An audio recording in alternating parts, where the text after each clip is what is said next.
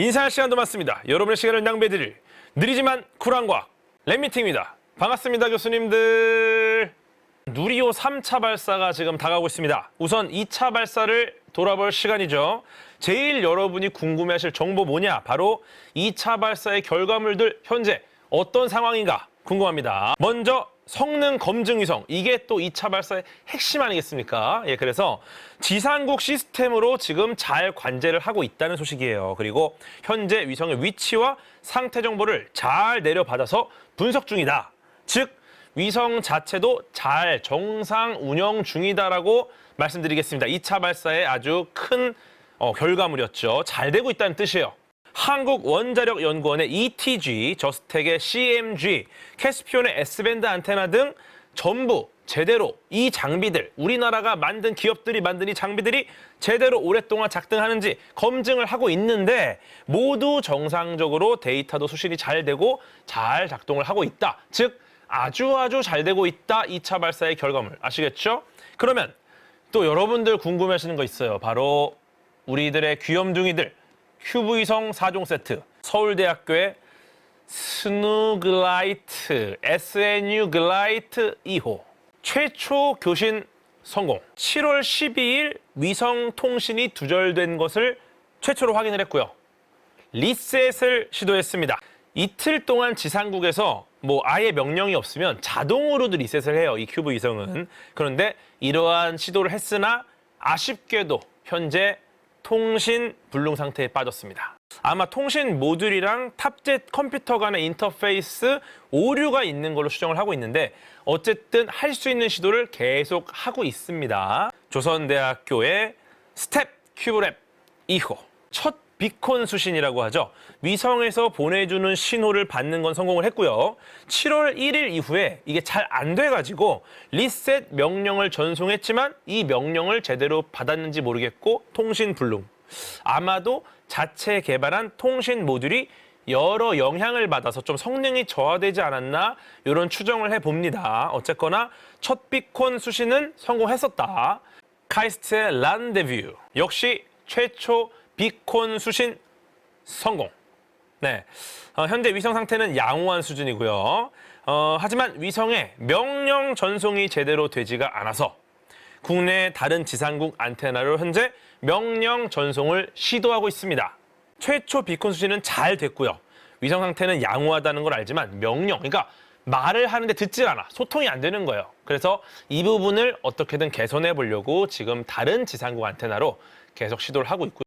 연세대학교의 미먼, 이름부터 귀여운 미먼, 8월 22일 사출 48일 후에 첫 교신을 성공합니다. 위성과 통신은 현재 아주 좋은 상태다. 이 말은 뭐냐? 업링크, 다운링크 잘 되고 있다. 현재 파일 업로드 소프트웨어를 위성에 올리는 중이고요. 소프트웨어 업데이트를 완료한 이후에 이제 임무를 계획대로 수행할 예정입니다. 4개의 큐브 위성들이 각각의 성과를 거둔 상황이고요. 드디어 한국형 발사체 누리호가 드디어 3차 발사를 앞두고 있습니다. 네, 우여곡절이 많았지만 1차, 2차 발사와 마찬가지로 전남 고흥의 나로우주 센터에서 발사가 될 예정이고요. 예정된 날짜는 이번 주 수요일인 24일 저녁 6시 24분. 네, 당연히 연기될 수 있죠. 네, 당연히 연기될 수 있어요. 당일의 기상 상황, 우주 물체 상황, 우주 날씨, 발사 윈도우 이런 것들 여러 환경적인 요인을 고려해서 당일에 최종 확정될 예정입니다. 근데 지금 제가 말씀드린 것 중에 이제 발사 윈도우 좀 궁금하실 겁니다. 요거는 이제 누리호의 발사 윈도우는 아니고요. 여러 가지 발사 윈도우, 그러니까 발사할 수 있는 그 창이 열리는 걸 시뮬레이션하는 소프트웨어로 만들어낸 그림이에요. 발사 윈도우가 뭐냐? 요것만 알아둬도 굉장히 큰 도움이 됩니다. 발사 윈도우는 이제 로켓을 발사할 수 있는 특정한 시간, 그게 발사 윈도우예요. 네, 그래서 보통 궤도에 진입을 하지 않습니까, 위성이? 그럼 위성의 태양 전지판이 태양 쪽을 딱 바라봐야 돼요. 그래야지 태양 에너지를 딱 받으면서 이렇게 에너지를 받아서 바로 애가 힘이 넘치는 거야. 중요한 건 태양을 바라보면 에너지를 바로 받을 수 있어야 된다. 그리고 시기에 따라 발사 윈도우가 다르게 열린다. 누리호 1차 발사 때는 오후 5시에 발사했습니다. 누리호 2차 발사 때는 오후 4시에 발사했습니다. 태양빛을 항상 받아야 하는 이번 차세대 소형위성 2호는 이제 목표 고도가 550km입니다. 이게 1차, 2차와 달라요. 다소 낮아졌어요. 그래서 3차는 오후 6시 이후가 발사 윈도우가 됐습니다. 그래서 6시 이후가 발사 윈도우인데 특히나 발사 가능한 시간대가 1시간가량으로 짧아졌어요. 쉽게 설명을 해볼게요. 400m 트랙을 빙글빙글 도는 주자들이 있습니다. 이 주자를 따라잡는 과정을 비유할 수 있어요. 발사 윈도우에. 그래서 계속 내가 따라잡아야 하는 선수가 400m 트랙을 돌고 있어요. 근데 이걸 어떻게 따라잡을까? 내 속도가 주자보다 엄청 빠르면은 아무 때나 그냥 뛰어 들어가도 바로 따라잡겠죠. 그런데 내 속도가 주자보다 조금만 빠른 거야. 그러면은 가장 빨리 따라잡을 수 있는 구간이 있어요. 예를 들어서 내가 너무 빨리 출발을 해. 그러면은 나는 앞으로만 가니까 얘를 따라잡아야 하는데 얘가 내 뒤에 있어요. 그럼 내가 한 바퀴를 돌아서 따라잡아야 돼. 너무 힘들겠죠. 그렇다고 또 한참 지나간 다음에 내가 출발을 하면은 또 한 반바퀴 이상을 따라잡아야 된단 말이에요. 그럼 어떻게 하느냐? 너무 빨리 출발해도 안 되고 너무 늦게 출발해도 많은 에너지와 시간을 쓰게 됩니다. 그래서 적절한 타이밍에 내가 따라잡을 선수가 딱 지나가는 순간 발사 윈도우를 딱 열어갖고 딱 들어가면은 내 속도가 조금 더 빠르니까 바로 잡을 수가 있어. 네, 그래서 우리가 언제 정확하게 맞춰서 출발할지를 계산을 하면 화성에 가던 달에 가던 태양 에너지를 받던 가장 최적의 시기가 열린다는 겁니다. 이게 발사 윈도우입니다. 그런데 3차 발사 좀 다른 점이 뭐냐면은 1차 발사는 4시 발사를 예정했습니다. 근데 조금 어려움이 있었어요, 발사가. 그래서 1시간이 연기됐죠. 이번에는 그렇게 1시간 연기될 수가 없다. 왜냐? 1시간이 연기되면은 발사 윈도우가 닫혀요. 왜냐하면은 위성을 고려해서 발사를 해야 되기 때문에 그래요. 연기가 돼도 최대 30분 정도는 연기가 돼요. 30분 정도가 연기돼도 그 정도는 조율 가능한 영역인데 그보다 연기가 된다? 그러면은 이제 발사 윈도우가 닫혀버려가지고 발사를 취소하고 다른 날 발사해야 됩니다. 제일 좋은 거는 그냥 연기 안 되고 잘 올라가는 게 최고예요. 아시겠죠? 그리고 연기돼도 30분만 연기되라. 그러면 지난 발사와 이번 3차 발사 가장 큰 차별점, 이게 사실 궁금한 거 아니겠습니까? 1차 발사 때 이 안에 들어간 우리의 알맹이, 우리의 상품은 질량 모사체, 위성 질량 모사체입니다. 이 말은 뭐냐? 무게만 똑같은 덩어리를 그냥 넣은 거예요. 왜냐? 잘못될 수 있으니까. 그래서 그냥 똑같은 무게를 넣어서 얘가 올라가나 안 올라가만 봤어요. 그래서 올라가는 목표 고도까지 조금 부족했네. 어떤 문제가 있었네. 이런 걸 알아냈죠. 2차 때 드디어 최초로 위성을 탑재했습니다. 위성 질량 모사체를 당연히 넣었어요. 왜냐? 저게 위성 모사체가 있어서 남은 질량도 꽉 채워서 이 무게가 다 올라갈 수 있다는 걸 보여줘야 되니까. 하지만 위성 질량 모사체만 넣은 게 아닙니다. 2차는 그 위에 성능 검증 위성, 큐브위성 4기를 포함해서 발사를 한 거죠. 그러면 3차 발사는 뭐냐? 사실상 첫 실전입니다. 첫 실용위성이 포함되어 있다는 말이에요. 이 말은 뭐냐면은 우리가 직접 실생활이나 산업에서 이용하기 위해서 발사하는 위성을 탑재했다는 말이에요. 이제 검증이 아니에요. 일반적인 발사체가 실용위성을 넣어서 우주로 올리지 않습니까? 그래서 일반적인 발사체 역할을 최초로 수행하는 게 바로 이번 누리호 3차 발사라는 겁니다. 그러니까 1차, 2차랑은 이번엔 결이 달라요. 그럼 전체적인 구조를 한번 보겠습니다. 이게 3차 발사의 탑재체 구조입니다. 3단 로켓의 구조고요. 기본적으로 2차랑 많이 비슷하죠.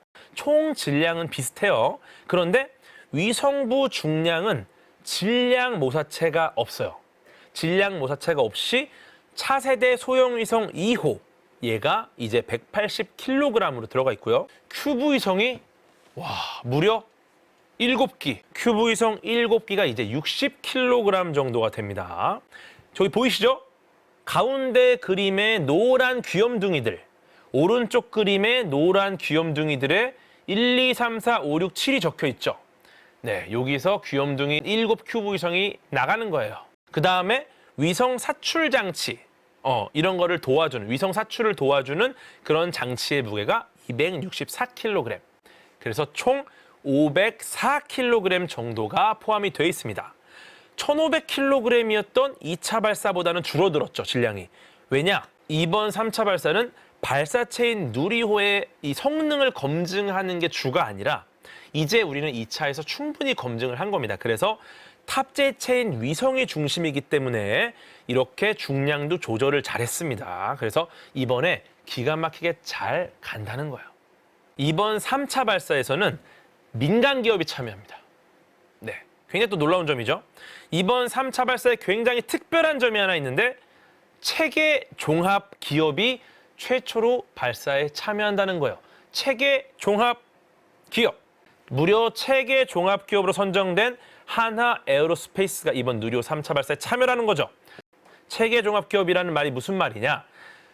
쉽게 말해 스페이스X라는 뜻입니다. 스페이스X. 한국의 스페이스X다. 스페이스X처럼 우주 발사체 설계하고요. 구성품 제작하고요. 조립하고 발사하고 관제까지 모든 과정을 총괄하고 주도하는 기업이라는 의미가 바로 체계 종합 기업입니다. 즉 항우연이 하던 역할을 이제 기업이 맡는다는 거예요. 물론 이번 3차 발사는 당연히 항우연이 주도를 해서 지금 진행을 할 거고요. 한화 에어로스페이스는 참관 형태입니다.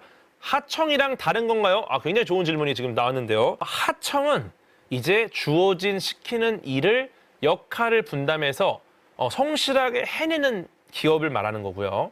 체계 종합기업은 이제 이거를 인수인계를 받아서 앞으로 모든 거를 총괄로 하겠다라는 거예요.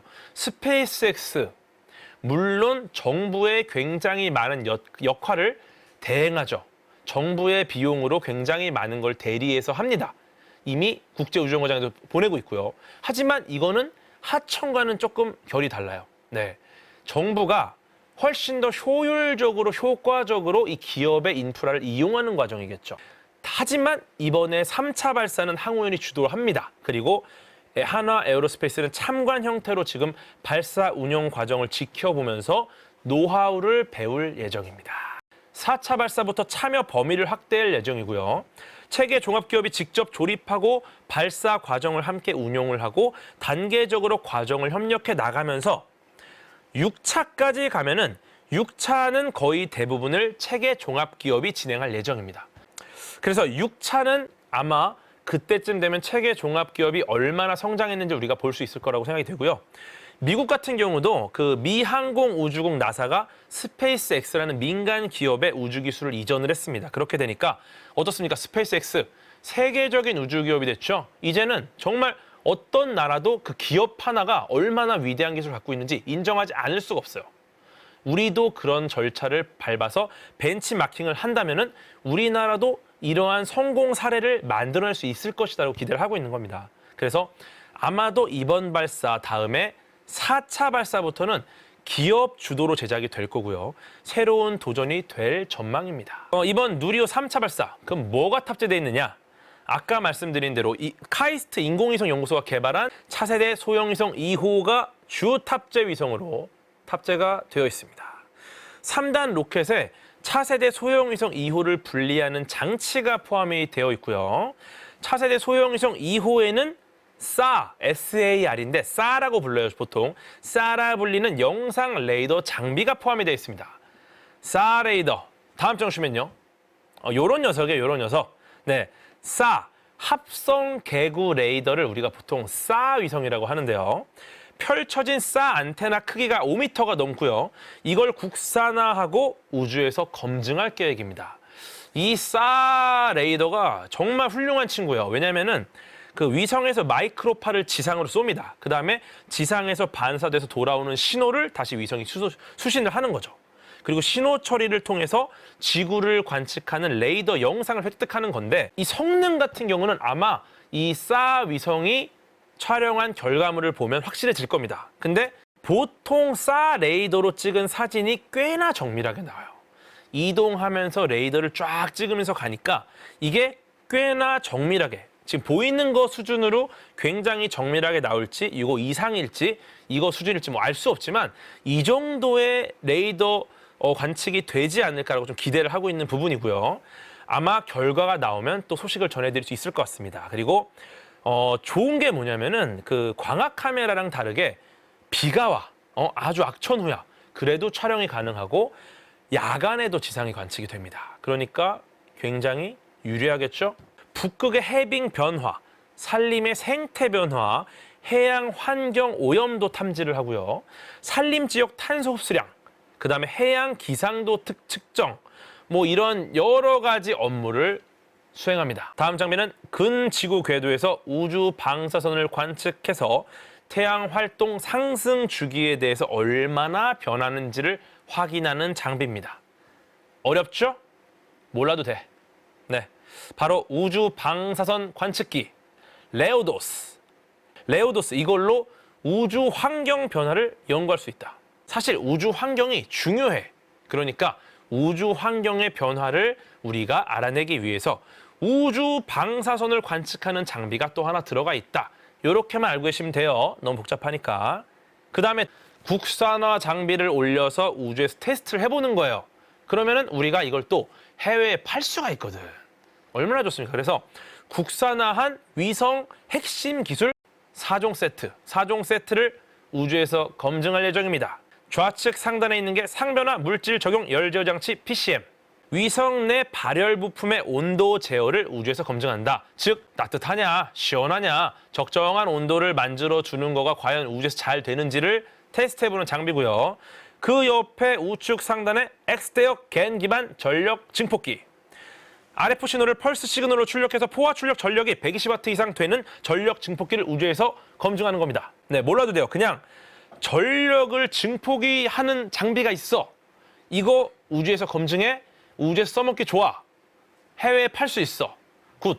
그 다음에 좌측 하단에 세 번째 태양 전지 배열기 SAP.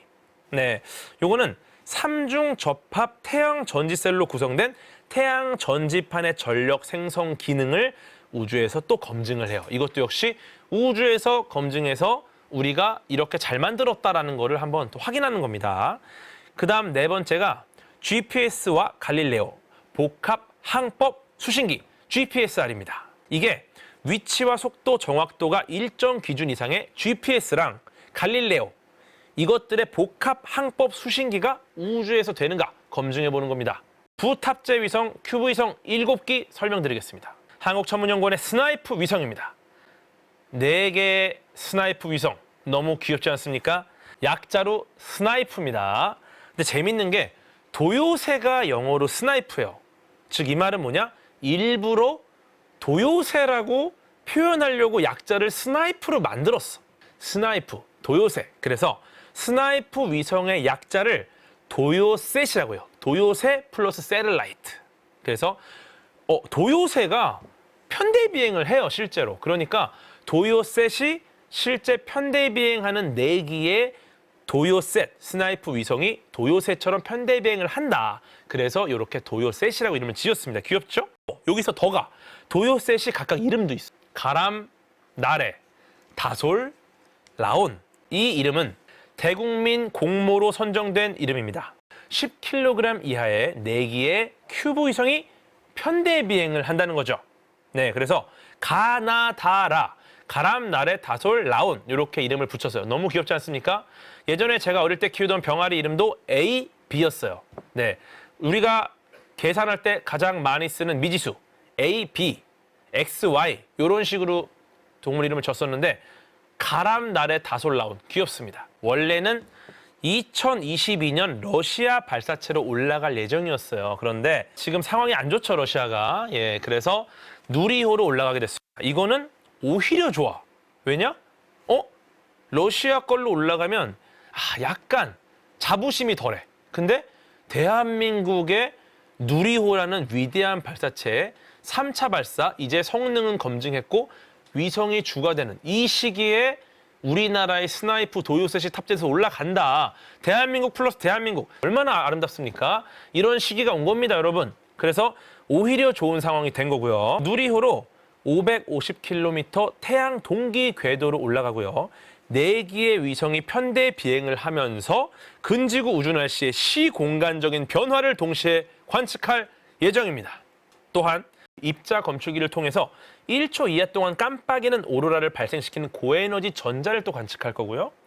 위성 통신과 GPS 신호를 교란할 수 있는 전리권, 플라즈마 버블도 관측할 겁니다. 즉, 할 수 있는 거 다 한다. 이러한 관측 자료 수신을 위해서 재밌는 건 지상국을 또 나사로부터 제공을 받아요. 나사랑 협력을 하는 거야. 나사랑 상부상조하는 컨셉으로 또 진행이 됩니다. 저렇게 사출이 된다는 거예요. 사출 직후에 한 달 동안 위성 상태를 체크할 거고요. 관측기의 건보정 임무를 수행합니다. 즉, 잘 되나 안 되나 조율해보는 거예요. 그 다음에 종대비행 3개월, 횡대비행 3개월 이렇게 사이좋게 3개월씩 쪼르륵 갔다가 쭈르륵 갔다가 할 거고요. 쭈르륵 가는 종대비행 동안은 이제 먼저 가는 애가 있잖아. 그러니까 우주 날씨의 시간적인 변화를 쪼르륵 하면서 먼저 간 애가 찍었어 하면서 시간적인 우주 날씨 변화를 봐요. 그 다음에 횡대 쫙 넓혀서 가. 횡대로 가면서는 이제 지역이 달라지니까 공간이 달리지 않습니까? 그래서 우주 날씨의 공간적인 변화를 다 같이 찍는다. 누가? 가나다라가. 아시겠죠? 네, 그래서 기회가 된다면 이 도요셋과 우주 환경에 대해서는 실제 한국항공우주연구원이 아니라 한국천문연구원에서 열심히 연구하고 계신 황정아 박사님을 모시고 자세한 이야기를 들어볼 예정이 있습니다. 그리고 나머지 3대는 이제 루미르, 저스텍, 카이로스페이스 등 기업의 큐브 위성이 들어가 있습니다. 루미르 같은 경우가 우주 방사능 측정하고요. 우주 방사능에 대한 오류를 극복하는 기능을 우주에서 시연할 예정입니다. 방사능 때문에 생기는 오류가 과연 극복이 되는가? 한번 해보겠다라는 거예요. 그 다음에 카이로스페이스, 지표면 편광 측정을 통해서 기상현상을 관측하고요. 궤도 이탈 시스템을 활용해서 우주 쓰레기 경감 기술을 실증할 예정입니다. 이거 재밌겠죠? 위성 기능이 고장나거나 임무가 종료됐어요. 그러면은 얘가 가만 놔두면 쓰레기잖아. 근데 자동으로 작동을 해서 조기에 궤도를 이탈시켜서 대기권의 진입 및 소멸시키는 기술을 우주에서 실증하는 거예요. 그러니까 얘 고장났는데? 고장나네? 대기권에 뛰어들게 해볼까? 이거를 한번 해보겠다는 거예요. 이렇게 하면은 우주 쓰레기가 줄어들겠죠? 저스텍 같은 경우가 지구 관측 영상 활용을 위한 4m급 광학 카메라를 우주에서 검증할 예정입니다. 저기 보이시는 광학 카메라, 저거를 우주에서 검증할 겁니다. 그래서 저걸 검증하고 자세 제어 시스템도 우주에서 검증하겠다. 네, 이렇게 지금 예정되어 있습니다.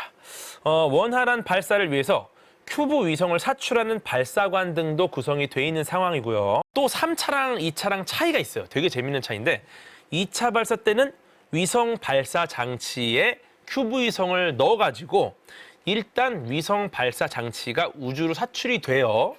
그 다음에 발사 장치에서 큐브 위성이 하나씩 사출이 됐습니다. 시간이 지나서 어느 정도 기한을 두고. 근데 이번에는 누리호가 위성을 하나하나 직접 우주로 사출합니다. 이 말은 뭐다? 2차보다 빠르게 사출된다. 그러면 어떤 과정을 거쳐서 발사되느냐? 우선 전날 발사체를 종합 조립동에서 제2발사대로 이송을 합니다.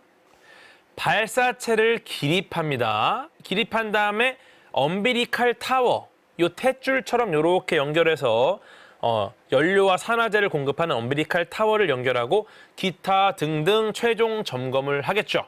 그 다음에 발사 조건을 조금 더 자세히 알아보면은 온도, 압력, 지상풍이나 고층풍 같은 바람의 풍속도 봐야 되고, 그 다음에 낙뢰나 구름도 고려해서 이런 여러 가지 기상 조건, 환경 조건들을 본다라는 거예요. 그리고 우주물체 충돌 가능성 같은 경우가 발사체 이륙 시점부터 발사체가 궤도에 진입한 후에 1주기를 도는 동안 우주선으로부터 거리가 최소한 200km 이상 떨어져야 된다라는 제한적인 규칙이 있습니다.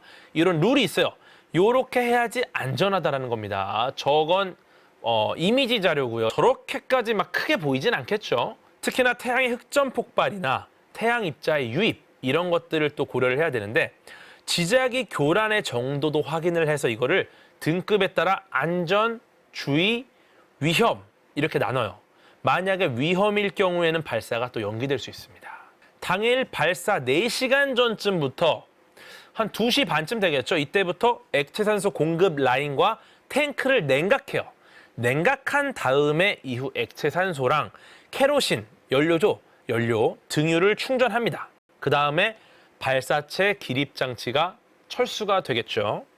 그 다음 드디어 대망의 발사 10분 전 발사 자동 운용 PLO가 시작됩니다. Pre-Launch Operation. 시작이 되면 이제 10분 동안 이제 사람이 손을 댈 수 없어요. 이제 알아서 판단해서 점검한 다음에 발사를 할 것이냐 멈출 것이냐 판단합니다. 냉정하게 판단해요. 이 냉정한 판단을 거치고 나면 일단 엔진이 점화가 될 거고요. 최대 추력 300톤에 도달을 할 거고요. 그때 고정장치가 풀리면서 와 이륙하는 거야. 이륙한 다음 어떻게 됩니까? 1단 분리, 페어링 분리, 2단 분리, 위성 1차 분리. 이때 차세대 소형위성 2호, 차소 2호가 올라가는 거죠. 그 다음에 2차 분리에 저스택의 큐브 위성이 분리되고요. 3차 분리 루미르, 4차 분리 카이로 스페이스, 그리고 이후에 5차, 6차, 7차, 8차. 이때 도요셋이 1, 2, 3, 4호가 순차적으로 분리가 될 겁니다. 총 비행 시간은 18분 58초고요. 2차 발사보다 33초 정도가 늘어난 상황입니다.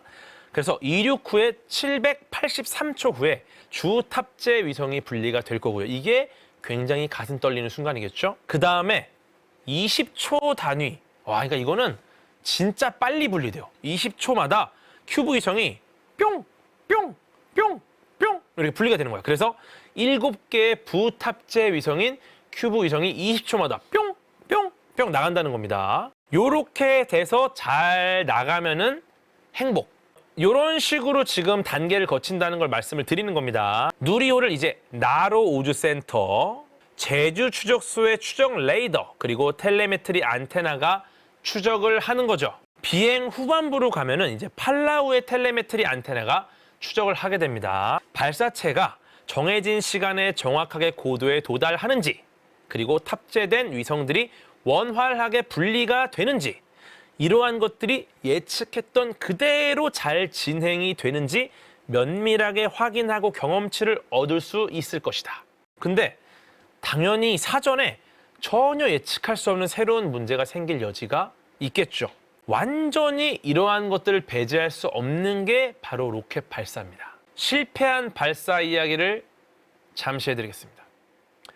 미국의 뱅가드 1957년 11번의 발사 중에서 8번 실패, 3차, 8차, 11차만 성공했어요. 3차 성공, 기운이 좋죠? 아틀라스 같은 경우도 1990년 첫 발사 성공 이후에 2번째, 4번째, 5번째 발사 실패했어. 스페이스X의 펠콘 9, 2010년 첫 발사 성공 이후에 2012년 부분 실패, 2015년 발사 실패, 즉 계속해도 실패를 해. 올해 얼마 전에 발사된 스페이스X의 스타쉽이죠. 첫 궤도 비행 시험에서 단분리 실패했고 공중에서 폭발시켰습니다. 대중들은 이 실패를 통해 한 걸음 올라갔기 때문에 모두가 환호하며 박수를 쳤습니다. 네, 우리도 그런 정신을 갖고 가야 돼.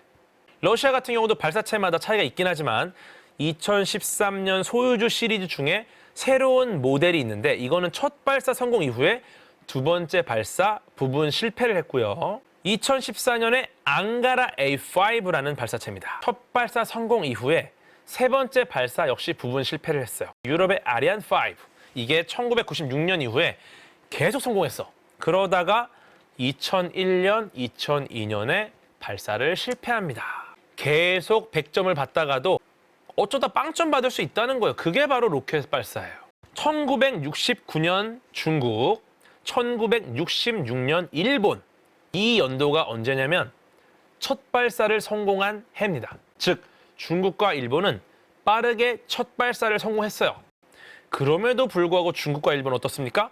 굉장히 많은 실패를 경험합니다. 이 말은 뭐냐? 계속 성공을 아무리 많이 해도 성공을 장담할 수 없는 게 발사체다. 인도의 GSLV라는 발사체는 2001년 첫 번째 발사를 실패했습니다. 2010년엔 두 차례 발사 모두 실패했습니다.